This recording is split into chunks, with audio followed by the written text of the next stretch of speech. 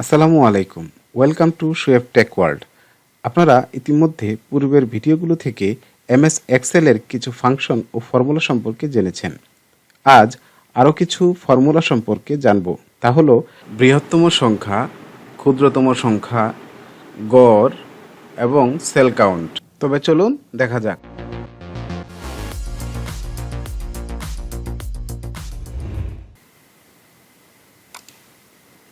আমি আপনাদের সুবিধার জন্য ডেটাগুলো আগে থেকেই তৈরি করে রেখেছি এবং একটু গুছিয়ে নিয়েছি এবং সাজিয়ে নিয়েছি। তো এখন আপনারা এখানে দেখতে পাচ্ছেন একটা টেবিলের মতো রয়েছে। এই টেবিলের হেডিং হলো ফ্রুট এবং অ্যামাউন্ট। দুইটি কলাম রয়েছে, একটিতে দেখতে পাচ্ছি ফ্রুট এবং আরেকটি অ্যামাউন্ট।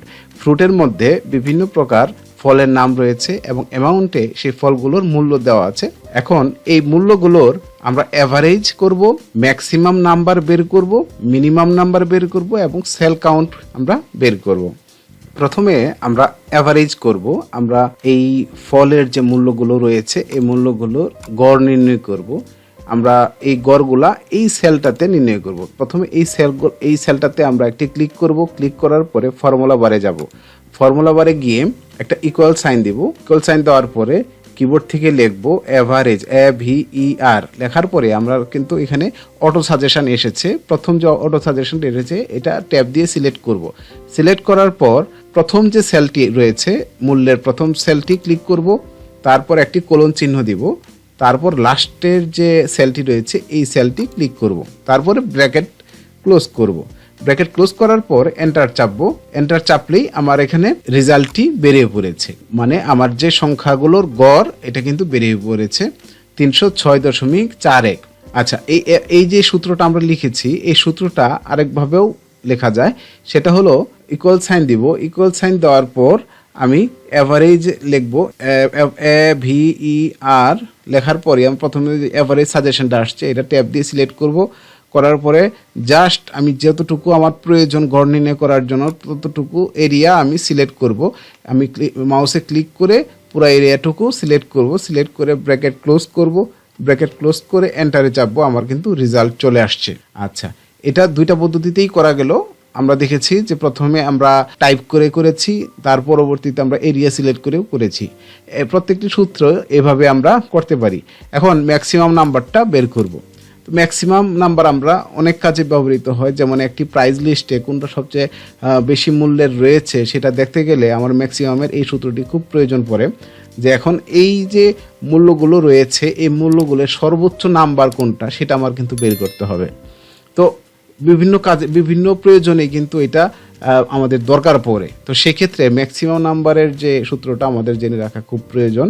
সেক্ষেত্রে আমরা প্রথমে এই সেলটাতে একটা ক্লিক করব। ক্লিক করার পরে ফর্মুলা বারে গিয়ে ইকুয়াল চাপবো। তারপর লিখব MAX, ম্যাক্স লিখে প্রথম যে সাজেশনটা এসেছে সেই সাজেশনটা আমরা সিলেক্ট করব। সিলেক্ট করার পরে আমরা জাস্ট ওই আগের নিয়মেই এরিয়াটুকু সিলেক্ট করে দিব। এভাবে মাউস দিয়ে ক্লিক করে ব্র্যাকেট ক্লোজ করব। ক্লোজ করে এন্টার চাপবো। আমাদের কিন্তু ম্যাক্সিমাম নাম্বারটা আমরা পেয়ে গেলাম।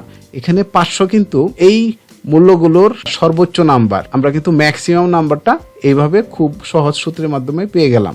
আবার মিনিমাম নাম্বারটা বের করব। প্রথমে এই সেলটা সিলেক্ট করব। সিলেক্ট করে ফর্মুলা বারে গিয়ে একটি ইকুয়াল সাইন দিব। ইকুয়াল সাইন দেওয়ার পর আমি প্রথমে লিখব MIN। মিন লেখার পরেই আমার কিন্তু অটো সাজেশন আসছে। প্রথম যে মিনটা আসছে এটা আমরা ট্যাবের মাধ্যমে সিলেক্ট করব।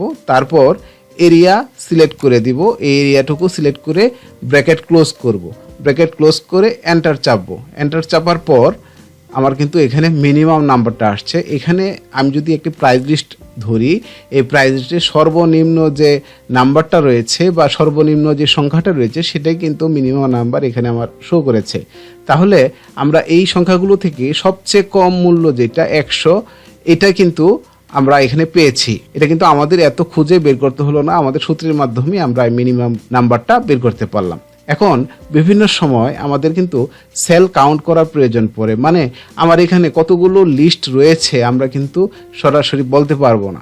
যদি আমরা কাউন্ট করি সেলটা কাউন্টের সূত্রের মাধ্যমে নিয়ে আসি তাহলে কিন্তু আমরা খুব সহজেই সেটা পেয়ে যাব। যেমন এই সেলে কাউন্টের সংখ্যাটা নিয়ে আসব, তাহলে এই সেলটা সিলেক্ট করব, সেল সিলেক্ট করে এই ফর্মুলা বারে গিয়ে সমান চিহ্ন দিব, সমান চিহ্ন দেওয়ার পরে আমি COUNT লিখে আমার এরিয়াটা সিলেক্ট করে দিব, এরিয়া সিলেক্ট করে ব্র্যাকেট ক্লোজ করে দিব, ব্র্যাকেট ক্লোজ করে এন্টার চাপবো।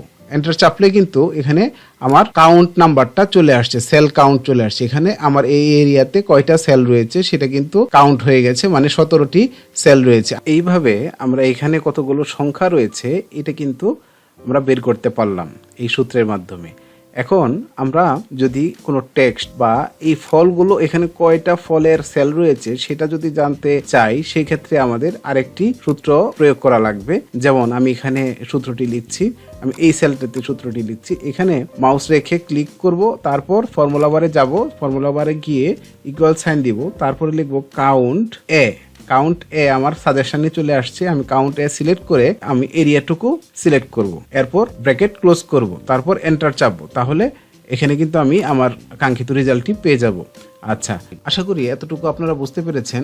পরবর্তী ভিডিওতে আমরা আরো বিস্তর আলোচনা করব, নতুন নতুন টেকনিক আমরা শিখব, নতুন নতুন ফর্মুলা শিখব।